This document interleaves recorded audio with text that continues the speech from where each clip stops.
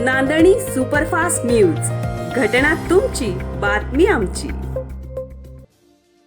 सातारा, कोल्हापूर, पुणे, मुंबई येथून drugs supply करणाऱ्यांना पोलिसांनी घेतलं ताब्यात।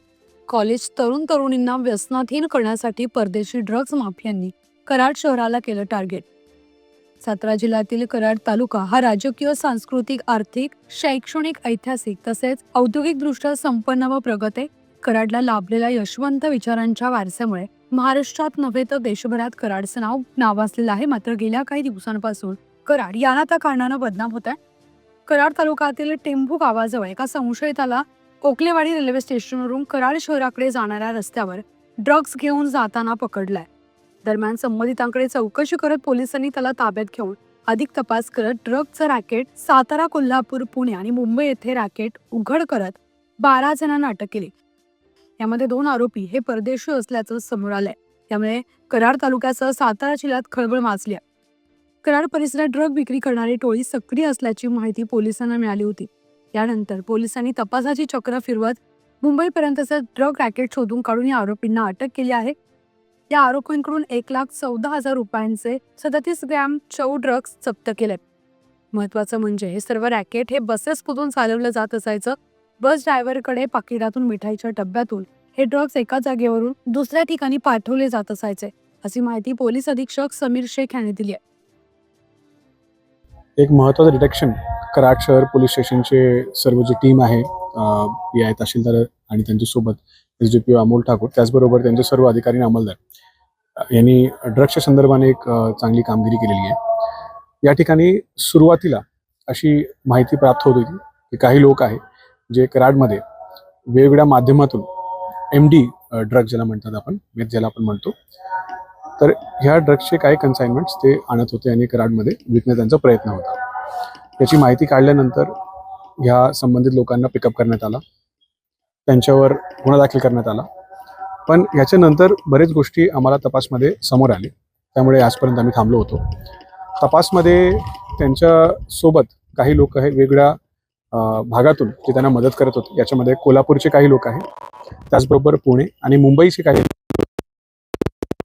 साठी ते मदत करत होते। आपण संपूर्ण टीम यांना आपण याच्यामध्ये सखोल तपास करण्यासाठी सूचना दिला। त्याच्यानंतर टीम मुंबई, पुणे, कोल्हापूर या ठिकाणी जाऊन आली आणि त्यांनी वेगवेगळे जे सप्लायर्स होते त्या ठिकाणी त्यांना ह्या गुन्ह्यामध्ये त्यांनी ताब्यात घेतलं आणि अटक केली। त्याच्यामध्ये 2 परदेशी आरोपी देखील आहेत, त्यांना देखील या गुन्ह्यामध्ये आपण अटक केलेली आहे। एकूण आतापर्यंत याच्यामध्ये 12 आरोपी अटक करण्यात आलेले एकच केसमध्ये। त्याचबरोबर एकूण 37 ग्रॅम MD जी आहे त्याच्यामध्ये जप्त झालेली आहे। याची एकूण किंमत 1,14,000 रुपये जवळपास आहे। या सर्व जे आरोपी आहे यांच्यावर NDPS जो कायदा आहे, जो अगदी स्ट्रिक्ट असा कायदा आहे, त्या कायद्याखाली या सर्व आरोपींवर गुन्हा दाखल करण्यात आलेला आहे। आणि आमचा प्रयत्न राहणार आहे आता जास्त यांची PC घेणं। त्याचबरोबर ह्या लोकांनी अजून काही लपून कुठे कन्साइनमेंट ठेवला असेल, काही माल ठेवला असेल, तर तो माल देखील याच्यामध्ये रिकवर करण्याचा आमचा याच्यामध्ये प्रयत्न राहणार आहे। आणि भविष्यात असे वेगवेगळे जे सप्लायर्स आहे त्यांच्यापर्यंत पोहोचण्यासाठी देखील आम्ही इन्व्हेस्टिगेशन करणार आहे। हे रॅकेट नेमकं कसं चालायचं, काय थोडं याच्याबद्दल? याच्यामध्ये हे जे आरोपी होते हे वेगवेगळे जे बसेस आहेत त्याचा वापर करायचे। मुंबईमध्ये हे जे बसेस होते त्या बसेसमध्ये काही संबंधित पॅकेट्स ठेवायचे, काही मिठाईचे पॅकेट्स ठेवायचे आणि त्याच्यावर जो रिसिव्हर आहे त्या रिसिव्हर त्याच्यावर नाव नंबर लिहून हे अशा प्रकारचे जे कन्साइनमेंट होते ते पाठवायचे। आणि हा जो कन्साइनमेंट हा साताराला आल्यानंतर जो संबंधित व्यक्ती असतो तो व्यक्ती त्याला माहीत असतो, तो जाऊन हा पॅकेट ताब्यात घ्यायचा आणि घेतल्यानंतर त्याचे कॉन्टॅक्ट्सचा वापर करून याच्यामध्ये फार जास्त बाहेर लोकांपर्यंत जाण्यापेक्षा आपल्या जवळचे कॉन्टॅक्ट्सचा वापर करून याच्यामध्ये जे लोक आहे वापरणारे किंवा असे जे यंग मुलं आणि मुली आहेत त्यांच्यापर्यंत हा पोहोचवण्याचं काम यांच्या माध्यमातून होत होतं। तर ही कारवाई कराडमध्ये झालेली चांगली कारवाई, पण आपण कराडची कारवाई पुरतं मर्यादित राहणार की सातारा जिल्ह्यामध्ये इतर ठिकाणीही झोपडपट्टी भागामध्ये असे ड्रग्सचे काही सप्लायर्स आहेत, तर त्या संदर्भात वर खूप मोठ्या प्रमाणात काही लोक जे प्रोडक्शन करतात किंवा काही लोक जे कन्साइनमेंट सप्लाय करतात अशा लोकांवर कारवाई करण्यात आलेली आहे। ही पहिली वेळ आहे सातारामध्ये जिथे MD सापडलेला आहे त्यामुळे हे वेगळ्या प्रकारचा हा ड्रग आहे आणि याचा जो सप्लाय चेन असतो तो पण वेगळ्या प्रकारचा असतो. त्याच्यामध्ये फार आपण बघताय की वेगवेगळ्या शहरातून आरोपींना उचलण्यात आलेला आहे, कारण ही जी चेन असते ही फार लांब अशी चेन असते आणि याच्यामध्ये बाहेरच्या लोकांना अजिबात एंटरटेन केला जात नाही, त्यांना एंट्री दिली जात नाही. यापुढे देखील जसं आतापर्यंत आपण कारवाई करतच आहोत, NDPS मध्ये जे गांजेवर कारवाई करतच आहोत, त्याचबरोबर आता असे जे ड्रग्ज आहे ND प्रकारचे ड्रग्ज आहे त्यांच्यावर देखील कारवाई असेच करण्यात येईल. ड्रग्सचे शहर म्हणून कराडची ओळख निर्माण होत असून याला फक्त कराडचे DYSP अमोल ठाकूर आहेत असा गंभीर आरोप माजी नगरसेवक आनंदराव लादे यांनी केला. कारण मी गेली 2 दिवस त्यांना संपर्क करण्याचा प्रयत्न करतोय.